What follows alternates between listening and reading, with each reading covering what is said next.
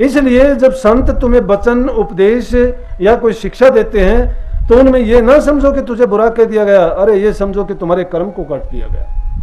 हम अपने कर्म को नहीं जानते हैं कि हमने क्या बुरा कर्म किया है, क्योंकि जीव को याद नहीं है ये चीज। आप सभी को राधा स्वामी।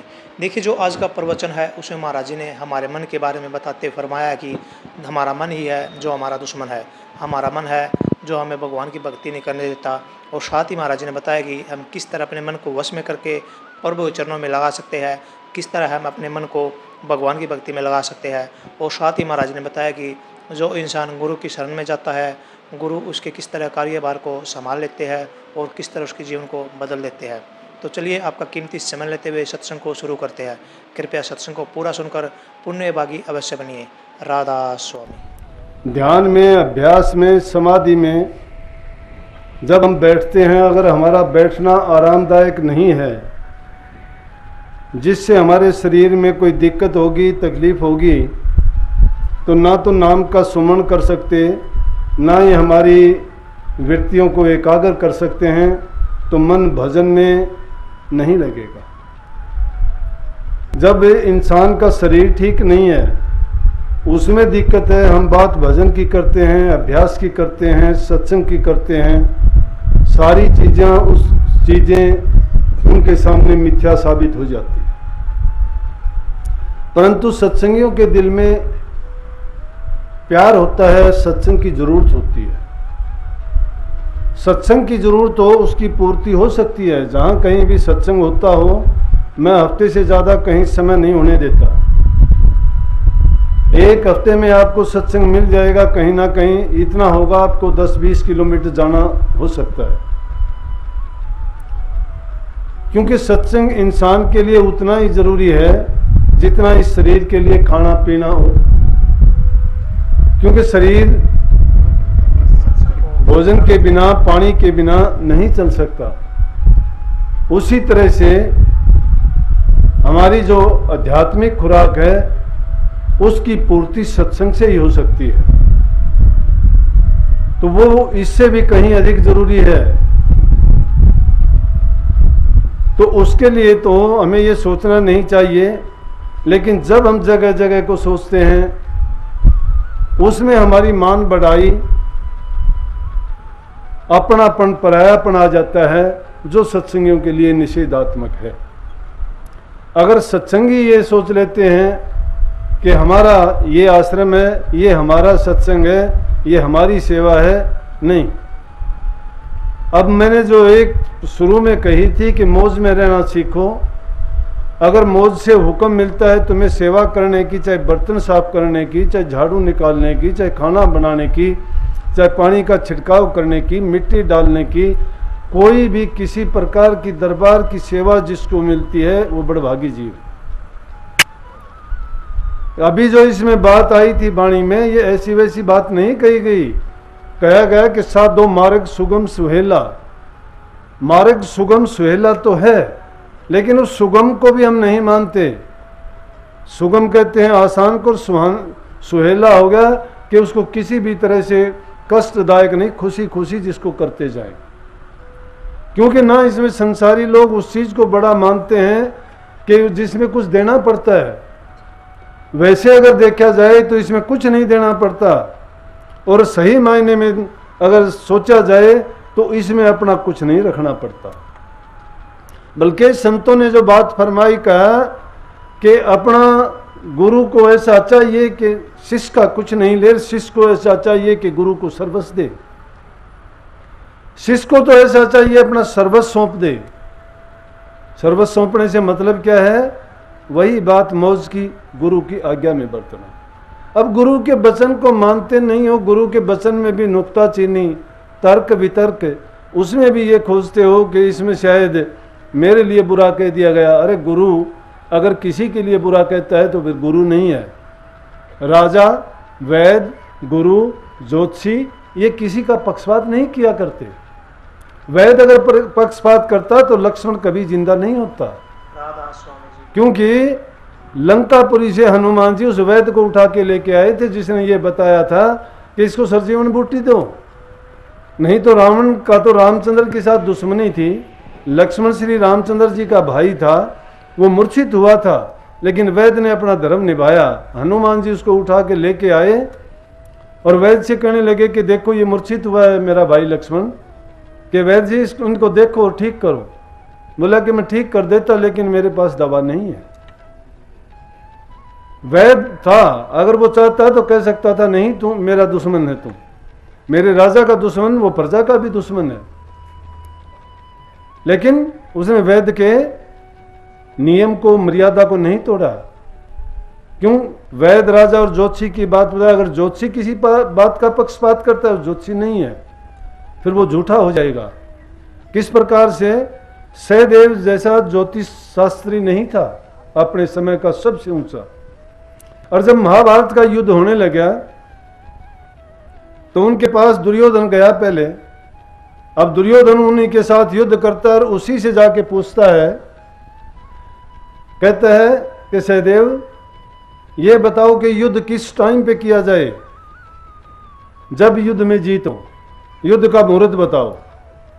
सहदेव ने बिना पक्षपात किए अपने भाई को, जो उसके साथ पता था कि युद्ध के मैदान में तेरे सामने खड़ा होगा, तुम्हें ही मारने के लिए खड़ा होगा, उसके लिए पक्षपात नहीं किया और दुर्योधन को बताया कि युद्ध का ये मुहूर्त है।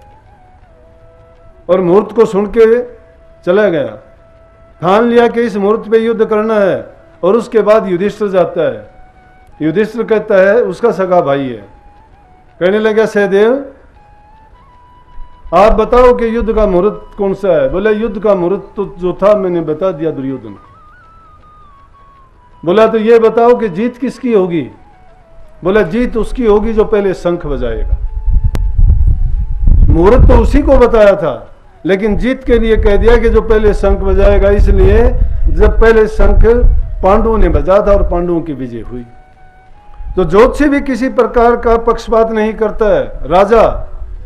राजा अगर न्याय करते वक्त देखता है ये मेरा लड़का है या मेरा संबंधी है और ये आम प्रजा का आदमी है, तो वो राजा नहीं कहलाता, न्यायप्रिय राजा नहीं है। हमारा इतिहास अनेक ऐसे राजाओं के न्याय की कहानियों से, जिन राजाओं के आज भी नाम लेके बातें बताई जाती हैं, सुनाई जाती हैं, शिक्षाप्रद हैं, इंसान को एक अच्छे संस्कार देने वाली हैं और एक अच्छी नीयत और नीति को बनाने वाली बातें उनमें दी गई। उनको अगर सुने तो हमें अब भी ये लगता है कि न्याय करना इंसान का फर्ज होना चाहिए और वही इंसान अच्छा है जो न्याय और सच्चाई के रास्ते पर चले और धर्म को अपनाए। इसी प्रकार से संतों का है, संत किसी का पक्षपात नहीं करते। संतों के तो ऐसे हैं कि संतों को ही जिन्होंने कष्ट दिया और संतों ने उन दुष्टों को भी माफ करके यही कहा कि परमात्मा ने प्रकट होकर कहा उनसे कि बोलो क्या चाहते हो, आप क्या चाहते हो। जैसे छोटी सी बात बताऊं, एक नाव में बैठे हुए जा रहे थे कुछ लोग और उनमें एक मस्करा भी बैठा हुआ था, मजाकिया भी बैठा था। नदी के बीच में जब जा लिए एक महात्मा बैठा था जिसने अपने सिर को मुंडवा रखा था। सबकी एक वेशभूषा नहीं है, कोई महात्मा लोग दाढ़ी रखते हैं, कोई दाढ़ी मूंछ और सिर पे बाल नहीं रखते, कोई कान फड़ा के रखते हैं, अलग अलग पंथ हैं उनके, कोई कपड़े रंगा के रखते हैं, कोई तिलक चढ़ाते हैं, कोई माला रखते हैं। उस सब के सब का एक तरीका नहीं, एक ढंग नहीं है, बल्कि अनेक क्रियाएं हैं उनमें। साधुओं में भी कोई चाचरी करता है, कोई भूचरी करता है, कोई अगोचरी करता है, कोई उणमणि करता है, कोई कुंभक करता है, रेचक करता है, कोई पूरक करता है, कोई जल में खड़ा होकर तप करता है। क्रिया जब उनकी अलग अलग हैं, तरीके अलग अलग हैं, उनकी वेशभूषा अलग है, तो ये नहीं कहा जा सकता। तो उस महात्मा ने क्या था कि उन्हें सिर के बाल मुंडा रखे थे और नाव में बैठे बैठे जब जा रहे थे चलते, और भी मुसाफिर थे, बात चलते चलते आपस में चलती रही। वो मुस्कुरा कुछ ना कुछ मजाक करता रहा और दूसरी सवारियों को हंसाने के लिए उसने क्या किया कि उस महात्मा के सिर में ठोले मारे। ठोले जानते हो ना, उंगलियों के ये हिस्से जब मारते हैं, बच्चे थे जब छोटे बच्चों के साथ ऐसे मजाक करते थे, खिलवाड़ करते थे। उसने भी, उस मजाकिये ने क्या किया कि उस महात्मा के सिर में मारे। सब बड़े जोर जोर से हंसे, बड़ा आनंद लिया इस बात का, मजाक उड़ा के। तो महात्मा को भी वो अच्छा नहीं लगा, लेकिन सब लोगों ने जब मजाक उड़ाया तो परमात्मा को बुरा लगा। जो जिसका दास होता है, जो जिसका आसरा लेता है, जिसकी ओट लेता है, वो दूसरा आदमी अगर उसको कोई परेशान करता है, दुखी करता है, तो वो अगर कुछ नहीं कहता, उसका मालिक उसको नहीं सुन सकता। इसीलिए संत महात्मा हमेशा से मालिक के आश्रय, उनकी मौज के अधीन रहे हैं। उन्होंने भी किसी का बुरा नहीं किया। वो तो बल्कि कहते हैं कि जो होता है वो अच्छे के लिए होता है, जो मालिक करता है, जो भी कुछ होता है परमात्मा मेरे लिए ही सही करता है। जब महात्मा के साथ ऐसा हुआ तो उसी टाइम आकाशवाणी हुई, महात्मा से कहने लगे परमात्मा को बुरी लगी। परमात्मा की तरफ से आकाशवाणी हुई कि कहे तो इन सब को डुबो दूं, तेरा मजाक किया। तो महात्मा कहता है कि नहीं मालिक, इनको सद्बुद्धि दो ताकि इनको अच्छी बुद्धि आ जाए, ये ऐसे काम ना करें। ब्रह्म के भी अवतार आए, उन्होंने भी दुनिया में राक्षसों को मिटाने के लिए आए, उनका संहार किया, दुष्टों को मारा, लेकिन संतों ने किसी को मारा नहीं।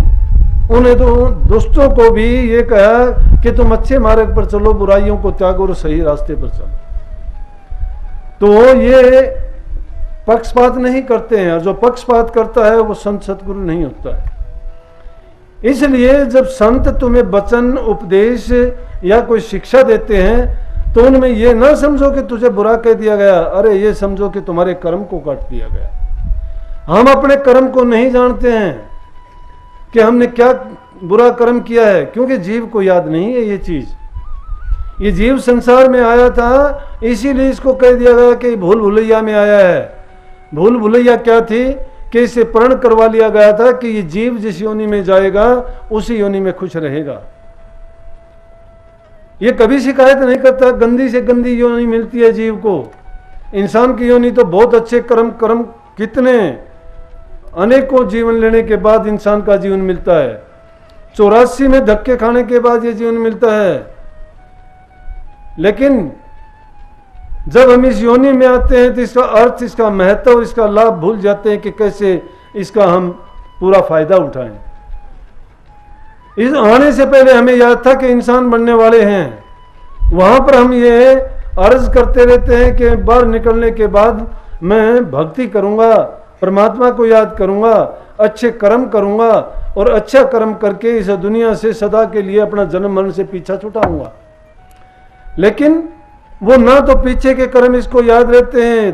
3 प्रकार के कर्म पहले भी जिक्र आया। संचित कर्म होते हैं जीव के, अनेकों जन्मों में जो कर्म इसके पूरे नहीं होते हैं, इससे उन कर्मों को वो कर्म इकट्ठे होते रहते हैं और फिर अगला जीवन मिल जाता है। कर्म पहले वाले कटे नहीं, अगला जीवन मिल गया, वो कर्म ब्रॉड फॉरवर्ड होते रहते हैं। लेकिन जो पिछला ही जन्म होता है, जिसको हम प्रारब्ध कर्म के नाम से पुकारते हैं, जिसके कारण हमें ये योनि मिलती है,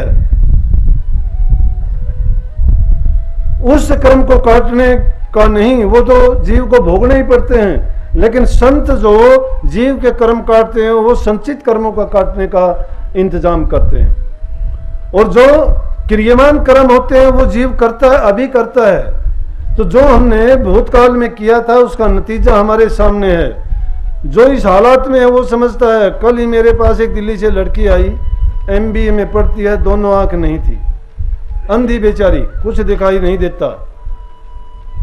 और वो आई कि बोली कि आपके दूसरी बार मैंने दर्शन किए हैं, टीवी पर मैं आपका सत्संग सुनती हूँ। और उसके चेहरे पर इतनी खुशी थी, आवाज को देखते ही उसने पहचान लिया। वो इतनी प्यार से, इतनी मीठी बोली, तो मैं उस टाइम पे सत्संगियों को कह रहा था कि जिस इंसान को सारी चीजें प्राप्त हैं वो इंसान इस जीवन को कौड़ियों के भाव बर्बाद करता है। कोई शराबों में, कोई कबाबों में, कोई जुआ खेलता है, कोई खोटे कर्म करता है, कोई चोरी में, कोई निंदा में, कोई चुगली में। अरे हम अपने ही आदमियों को देखना भी पसंद तक नहीं करते।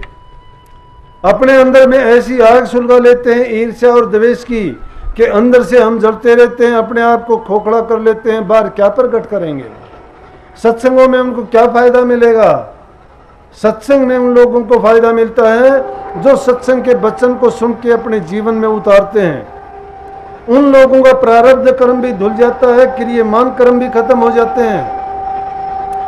परंतु जो ये सोचते हैं जीव इस भ्रम में पड़ के कि ये जीवन मुझे जो कुछ मिला है और ये जितने भी साधन मुझे इस जीवन में प्राप्त हुए हैं, धन दौलत, अच्छा शरीर, अच्छे हमें माँ बाप, जो भी हमें साधन प्राप्त हुए हैं दुनियादारी के, ये हमारे ऐश आराम के लिए हैं, सुख सुविधा के लिए हैं, हमारे भोग्य पदार्थ हैं, हमें ही भोगने चाहिए, नहीं तो ये जीवन चला जाएगा, निश्चित रूप से जीवन जाएगा। ये अवसर फिर मिलने वाला नहीं है, लेकिन याद नहीं आएगी ये बात।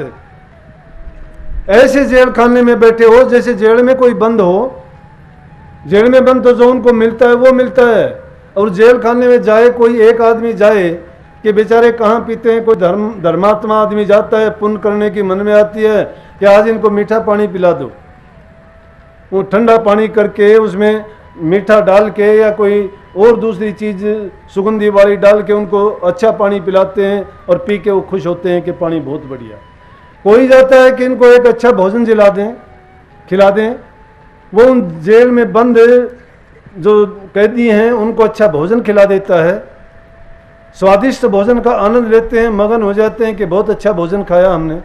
कोई जाता है कि इनको अच्छे वस्त्र सिला दें, वो गंदे वस्त्र पहनते पहनते मोटे या ऐसे ही उनको कोई जिनमें खुशी नहीं मिलती, और अच्छे वस्त्र उनके लिए सिलवा देता है, बनवा देता है, उनको पाके बड़ा खुश होता है वो। लेकिन एक आदमी आता है और वो जाके कहता है कि इनको सब कुछ जेल से रिहा कर दो। उन सारी चीज़ों में वो आनंद नहीं है जो उसके रिहा करने में है, उस जेल खाने से छुटवाने में है। तो संत ये चीज़ देने के लिए संसार में नहीं आते, लेकिन हम हैं कि हम उन्हीं चीज़ों को ही मांगते हैं संतों के पास जाके, मुझे ये मिल जाए, मेरा ये हो जाए, मेरा ये हो जाए, मेरा वो हो जाए। अरे संतों के पास जाके भी हम तो ऐसा करते हैं जिस प्रकार से कुंजड़े की दुकान पर जाके मिर्च, पालक, धनिया ये मांगते रहते हैं। जोरी की दुकान पे ये चीज़ें नहीं मिला करती। संतों के पास अगर जाते हो तुम अपने जीव का कल्याण मांगो, सतगुरु से सतगुरु को ही मांगो, इस 84 के जेल खाने से रिहाई मांगो, वो मिल जाएगी। कैसे मिल जाएगी? 6वीं बादशाही की बात है। संत जीव के कर्म काटते हैं, बड़े तरीके से काटते हैं। जीव तो समझता है, जीव तो शिकायत करता है, नहीं करवाता। इसको जितना कहोगे उल्टा करेगा। साकेत मंडी का बादशाह 6ठी बादशाही गुरु हरगोविंद सिंह के पास चला गया। जाते हैं जीव, नंबर 1 तो जब उनका समय आता है तब जाते हैं। नंबर 2 उनके संस्कार पीछे के अच्छे किए होते हैं वो जीव जाते हैं। नंबर 3 किसी को माँ बाप अच्छे मिले होते हैं वो जाते हैं। चौथा, जिनको संग अच्छा मिलता है उसमें उसके सोए हुए और पुराने संस्कार होते हैं वो संतों की शरण में जाते हैं। या पिछले जन्मों में भी जिनको गुरु मिला है लेकिन वो करनी नहीं कर पाए, किसी कारण से उनका चोला छूट गया, लेकिन उनका बड़ भाग होता है कि अगले जन्म में भी उनको गुरु और सत्संग मिलता है, वो संतों की शरण में जाते हैं जी। जब वो संतों की शरण में जाते हैं, चाहे वो राजा हो, गरीब हो, चाहे वो किसी भी तरह का हो, बहाना होता है, वो उस बहाने से जरूर वहाँ पहुँच जाएंगे। सत्संग को पूरा सुनने के लिए आपका बहुत बहुत धन्यवाद। हम आशा करते हैं आपको ने सत्संग को बड़ा ही ध्यान से सुना हुआ। तो प्यारे भक्तों, आपने सत्संग में सुना कि महाराज ने बताया कि हम किस तरह अपने मन को भगवान के चरणों में ला सकते हैं, हम किस तरह अपने जीवन को सार्थक बना सकते हैं, हम किस तरह अपने जीवन में सुख शांति ला सकते हैं। कृपया इन प्रवचनों को अपने जीवन में अवश्य उतारिए और अपने जीवन को सार्थक अवश्य बनाइए। और साथ ही अगर आपको सत्संग अच्छा लगा तो कमेंट बॉक्स में राधा स्वामी लिखकर पुण्य भागी अवश्य बनिए। मिलते हैं जल्दी एक और नए अच्छे सत्संग के साथ। तब तक के लिए राधा स्वामी।